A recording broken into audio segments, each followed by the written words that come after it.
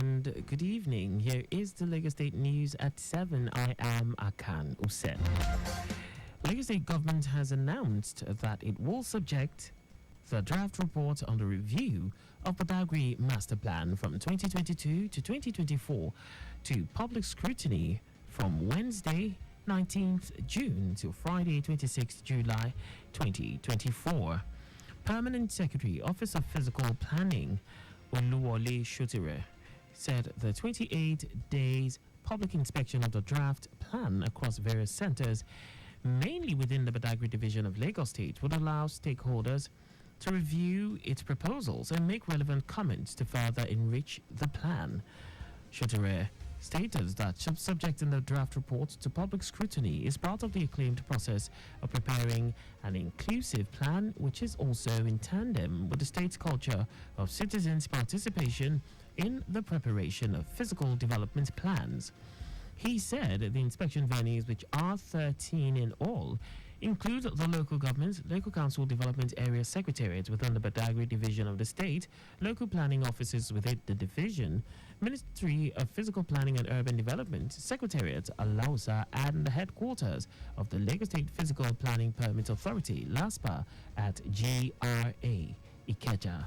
According to Shotire, the aim of the master plan, which is going through a review upon its expiration after being operative for 20 years, is to harness the special characteristics and environmental sustainability of the plan area to engender sustainable future growth and socio-economic development of Lagos State as the preferred investment destination in sub-Saharan Africa.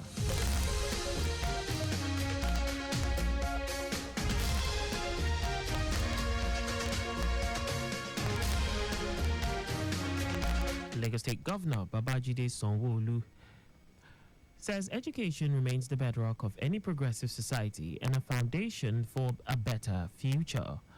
Sanwo-Olu stated this at the opening ceremony of the Universal Basic Education Commission UBEC retreat for the Senate Committee on Education, Basic and Secondary. While declaring open the retreat organized by the Universal Basic Education Commission in Ikeja, the governor, who was represented by the secretary to the state government, Bimbola Saluhunde, said the choice of the retreat theme, Basic Education Implementation in Nigeria, Issues, Challenges and Way Forward, was crucial to encapsulate an examination of the current state of basic education in Nigeria. He charged participants and resource persons to identify the hurdles and the challenges confronting basic education in Nigeria and propose better ways to further improve on it. He urged the esteemed members of the Senate Committee on Basic and Secondary Education and the Universal Basic Education Commission to engage in open discussions on the issues and challenges facing basic education, especially the issue of inadequate infrastructure.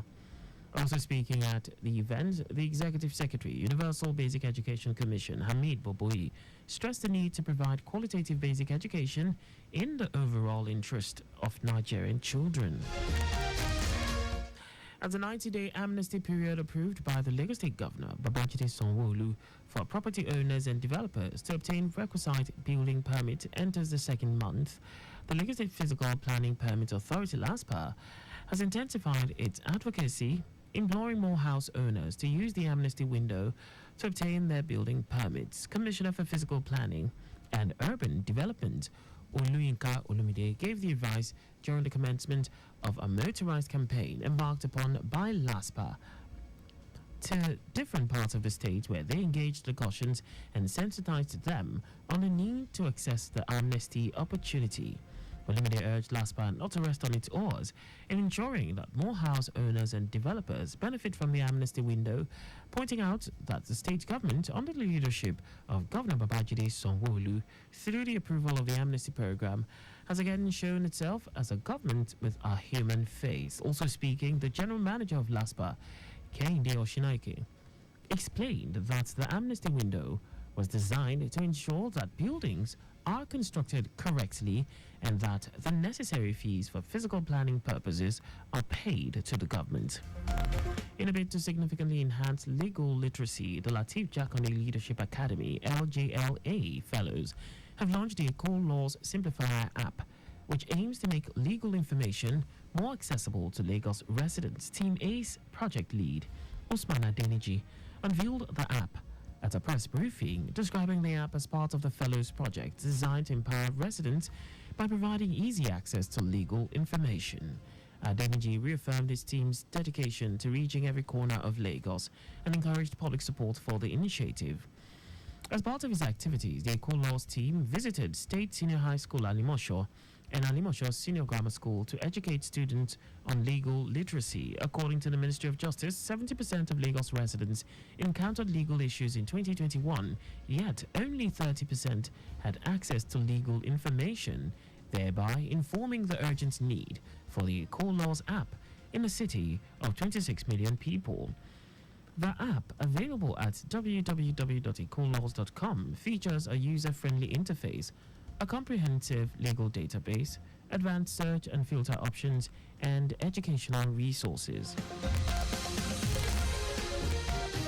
Friends, family, and well-wishers have hailed the lawmaker representing Oshodi Solo Constituency 1 in the Lagos State House of Assembly, Olukayode Ogundipe, as he celebrates his 60th birthday. Lawmakers present at the Thanksgiving service celebration held at All Saints Anglican Church in Oshodi described Ogundipe, who is also the chairman, House Committee on Information, Security and Strategy, as a principled politician and a trusted progressive who is passionate about good governance and welfare of the people. According to them, Ogundipe is one of the vocal members at the Lagos House of Assembly and coordinates most of the activities when there are functions, noting that he as well contributes different bills and resolutions in a diplomatic and logical way. God has given him 60 wonderful years, and he has been a blessing to so many, which is the bane of life. He's been able to step up as far as the game is concerned in making sure that the public is sensitized concerning the activities of the House. Honorable Ogundipe is one of the assets of the House of Assembly, very brilliant person, and he also contributes on important issues, and his contribution is one of the best to be reckoned with. He's a nice guy, and he's very respectful. He gives respect to the ranking officers and the colleagues, and to me, he's a nice person. Well, to the glory of God, I mean, seeing him celebrating 68th today, number one, and that's why deem it fit to celebrate it. It's a worthwhile celebration. Having gone through so many things so many challenges of life, being alive today, as we all know, is a man that is given to loving. Has made a lot of changes in terms of people with human capacity, and is very much loved in his local government, as you can see. Ogundipe is quite unassuming. I never believed I was going to be 60. I thought it was going to be like 50, but he shows that he's a good person and he has lived his life very well. I wish him more health, more wealth, and then good health and more life, prosperity. Ogundipe is a very good friend. He's a jolly good fellow. He's always there for everybody, especially his colleagues. And he's a socialite, like I call him. I call him a social, fantastic man he is. So I would only wish him long life and prosperity, good health, and more wealth. Sincerely, he has been a jolly good fellow. He's a friend of all members of the House. And majorly when we have any function in the House of Assembly, he coordinates most of our activities. And then he makes sure that everything goes on fine in the House of Assembly. He's one of our vocal members on the floor of the House. Whenever issues arise, bills, motions, or whatever, contributes, and he contributes in a very diplomatic and logical way, and a very reasonable way. In his remarks, the celebrant, Olukayode Ogundipe, appreciated God, his wife, and friends for staying with him through thick and thin, while assuring them that he will continue to provide purposeful leadership in any role assigned to him and impact positively on the lives of people around him.